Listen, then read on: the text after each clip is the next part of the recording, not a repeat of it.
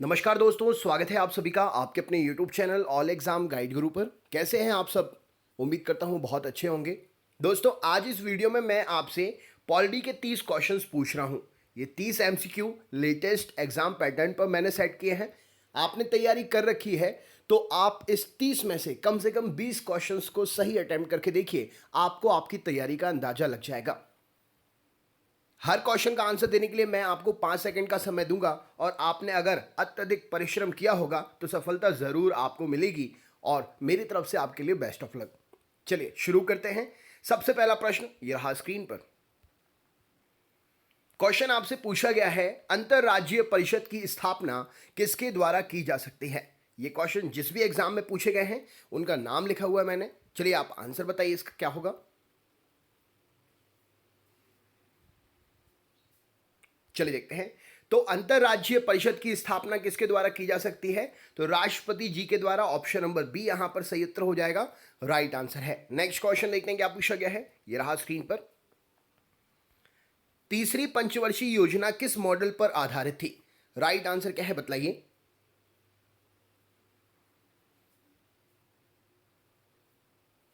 चलिए देखते हैं। तो तीसरी पंचवर्षीय योजना जो है हेरोल्ड डोमर मॉडल पर आधारित थी। राइट आंसर हो जाएगा option number B. Next question देखते हैं क्या पूछा गया है। ये रहा स्क्रीन पर। सर्वोच्च न्यायालय को कांग्रेस का तीसरा सदन किसने कहा था? राइट आंसर क्या है बतलाइए।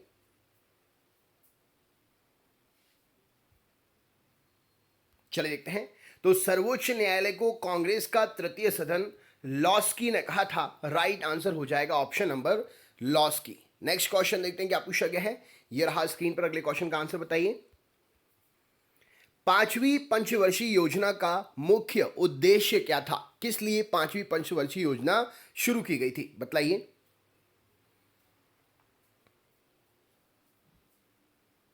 चलिए देखते हैं। तो पांचवी पंचवर्षीय योजना जो है गरीबी उन्मूलन के साथ आत्मनिर्भरता प्राप्त करने के लिए शुरू की गई थी। ऑप्शन नंबर बी सही उत्तर हो जाएगा। नेक्स्ट क्वेश्चन देखते हैं क्या पूछा गया है। राष्ट्रीय जनसंख्या आयोग का गठन कब हुआ था बतलाइए। राइट आंसर क्या है।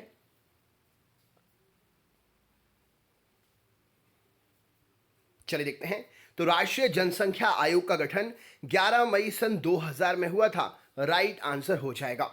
नेक्स्ट क्वेश्चन देखते हैं क्या पूछा गया है। यह रहा स्क्रीन पर। जन्म और मृत्यु का पंजीकरण करवाना कितने दिनों के अंदर जरूरी है? राइट आंसर क्या है बतलाइए।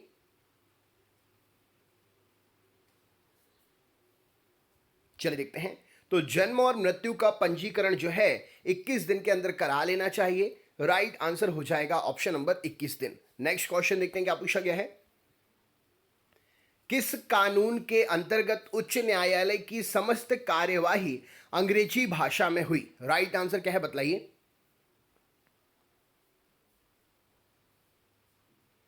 चलिए देखते हैं। तो ऑप्शन नंबर भारत के संविधान के अनुच्छेद 348 के अंतर्गत उच्च न्यायालय की समस्त कार्यवाही अंग्रेजी भाषा में हुई है। नेक्स्ट क्वेश्चन देखते हैं क्या पूछा गया है। भारत में पहली महिला मुख्य चुनाव आयुक्त कौन थी बतलाइए।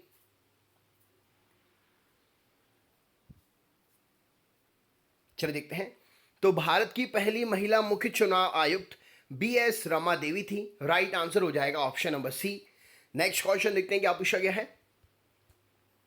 भारत का 25वां उच्च न्यायालय कौन सा है? राइट आंसर क्या है बतलाइए।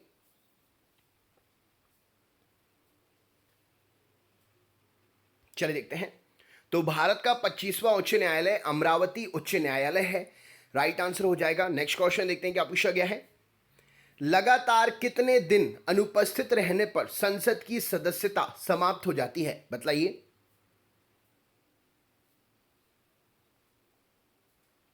चलिए देखते हैं। तो लगातार 60 दिन तक अगर आप अनुपस्थित रहते हैं तो संसद की सदस्यता जो है वह समाप्त हो जाती है। नेक्स्ट क्वेश्चन देखते हैं क्या पूछा गया है। प्रशासनिक सुधार आयोग के प्रथम अध्यक्ष कौन थे बतलाइए।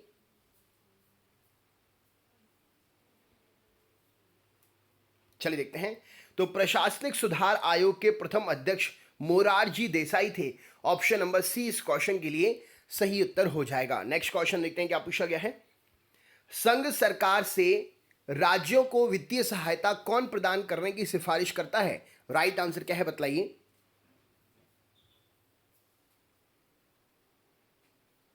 चलिए देखते हैं। तो संघ सरकार से राज्यों को वित्तीय सहायता प्रदान करने की सिफारिश नीति आयोग करता है। ऑप्शन नंबर सी इस क्वेश्चन के लिए सही उत्तर हो जाएगा। नेक्स्ट क्वेश्चन देखते हैं। अमेरिकी राष्ट्रपति की चुनाव प्रक्रिया में पहली प्राइमरी मीटिंग जो है कहां पर होती है बताइए।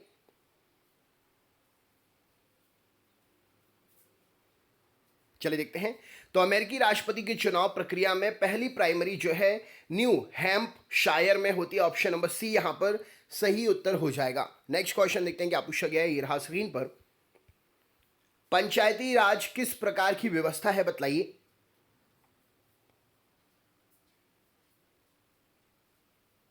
चलिए देखते हैं। तो पंचायती राज स्थानीय स्तर पर स्वशासन की व्यवस्था है, लोकतांत्रिक विकेंद्रीकरण वाली व्यवस्था है, त्रिस्तरीय अति शासन वाली व्यवस्था है। ABC तीनों ही सही हैं। नेक्स्ट क्वेश्चन देखते हैं क्या पूछा गया है। दल बदल निरोधक अधिनियम कब पारित हुआ था बताइए।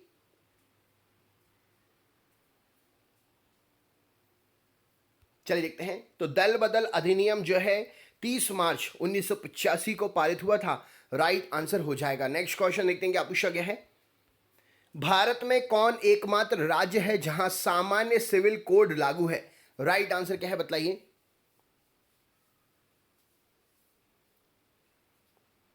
चलिए देखते हैं। तो भारत का राज्य एकमात्र गोवा है जहां पर सामान्य सिविल कोड लागू है। नेक्स्ट क्वेश्चन देखते हैं क्या पूछा गया है। लोक निधि का अभिभावक किसे कहा जाता है? राइट आंसर क्या है बताइए।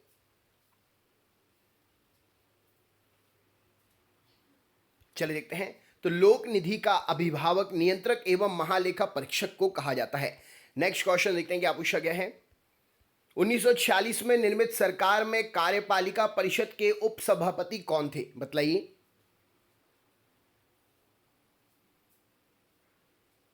चलिए देखते हैं। तो 1946 में निर्मित सरकार में कार्यपालिका परिषद के उपसभापति जवाहरलाल नेहरू थे। ऑप्शन नंबर ए इस क्वेश्चन के लिए सही उत्तर हो जाएगा। नेक्स्ट क्वेश्चन देखते हैं क्या पूछा गया है। राष्ट्रपति की अध्यादेश की शक्ति किससे प्रेरित है बताइए।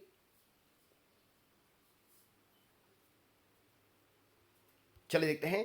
तो राष्ट्रपति के अध्यादेश की शक्ति भारत सरकार अधिनियम 1935 से प्रेरित है। राइट आंसर हो जाएगा option number B. Next question देखते हैं क्या पूछा गया है। अनुदानों की मांग कौन कर सकता है? राइट आंसर क्या है बताइए।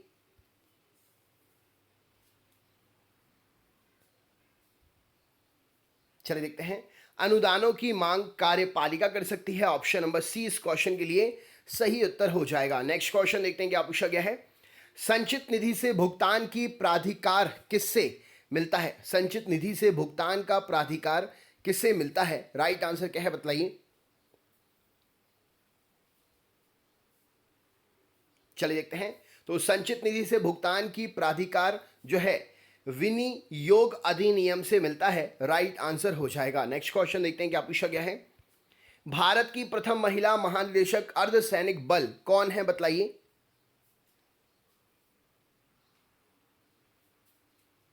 चलिए देखते हैं। तो भारत की प्रथम महिला महानिदेशक अर्धसैनिक बल अर्चना रामासुंदरम जी हैं। ऑप्शन नंबर डी यहां पर सही उत्तर हो जाएगा। नेक्स्ट क्वेश्चन देखते हैं क्या पूछा गया है। भारत की राष्ट्रीय महिला आयोग की प्रथम अध्यक्ष कौन है बताइए।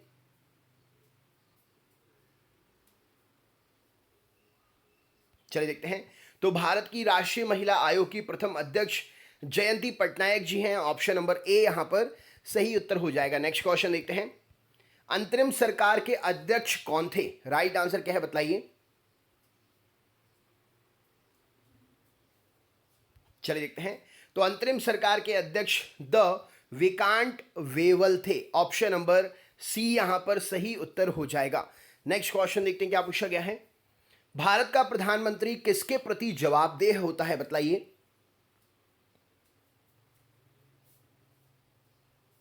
चलिए देखते हैं। तो भारत का प्रधानमंत्री लोकसभा के प्रति जवाबदेह होता है। नेक्स्ट क्वेश्चन देखते हैं क्या पूछा गया है। यह रहा स्क्रीन पर। भारत की राज्यसभा की प्रथम महिला उपसभापति कौन है, बताइए।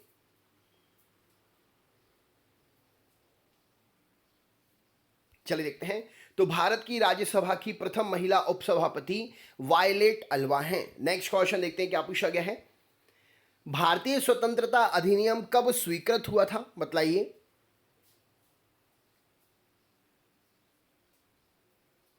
चलिए देखते हैं।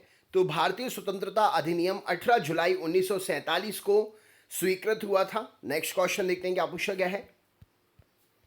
भारत की प्रथम महिला राजदूत कौन है, बताइए।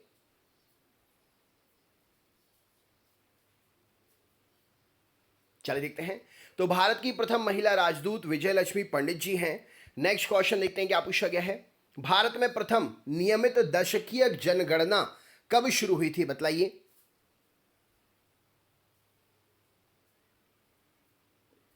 चलिए देखते हैं। तो भारत में नियमित दशकीय जनगणना जो है 1881 में शुरू हो गई थी। नेक्स्ट क्वेश्चन देखते हैं क्या पूछा गया है। भारतीय संविधान की प्रकृति क्या है, बताइए।